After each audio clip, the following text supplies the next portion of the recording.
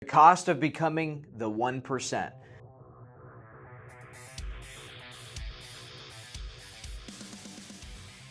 There's something happening in the world right now that nobody wants to talk about.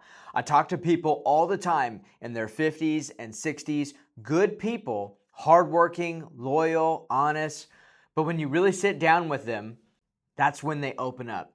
You see it in their eyes. They feel trapped. They can't retire.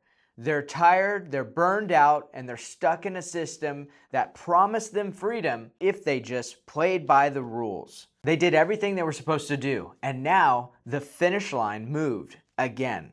And it breaks my heart because I love some of these people. I have relationships with them. I see their disappointment, their fear, their quiet resignation that this might be as good as it gets. And here's what's even more real. The moment you start breaking free from that path, the path that most people take, when you start to personally raise your standards, you get up earlier, you work harder, you choose growth, growing and working on yourself over comfort, people will start to notice. They will start to take note of this. Not everyone's going to cheer you on. I promise you, not everyone's going to cheer you on if you take this path. Some people you even love, some people you grew up with, even family will start to pull away. And they'll start to pull away not because you're doing something wrong, but because your life starts to reflect back to them everything they chose not to do. Look, growth exposes stagnation.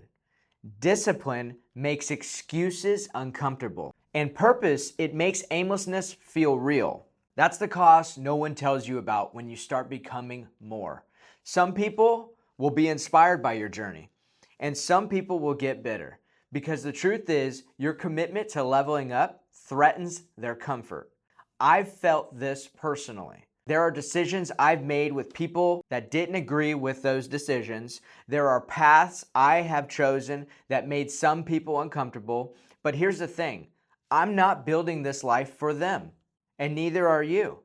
I'm building it for my family, for my kids, and for me. Because my biggest fear in life is not living up to my potential. To do that, to truly become who God's made me to be, I've had to let go of being understood by every single person, by everyone. Because not everyone's going to get it. Not everyone's going to clap for you.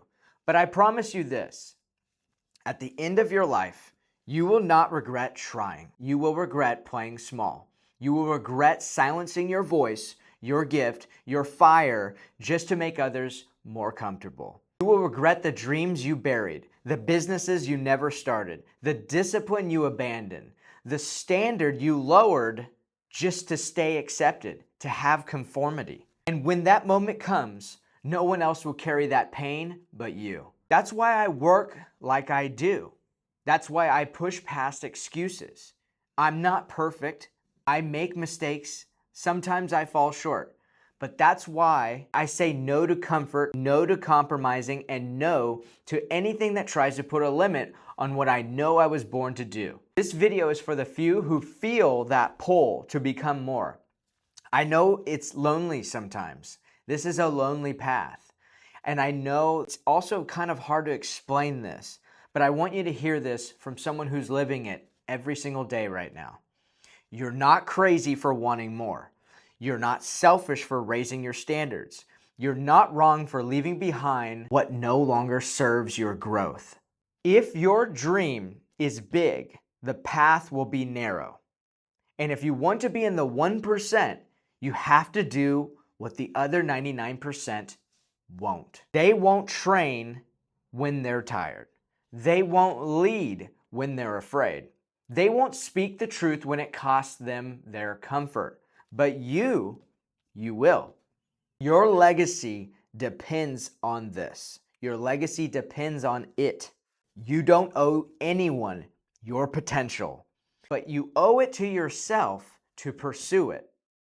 That's what Only Earned is all about. So keep climbing, even when it's lonely, especially when it's lonely, because that's where the real ones are forged.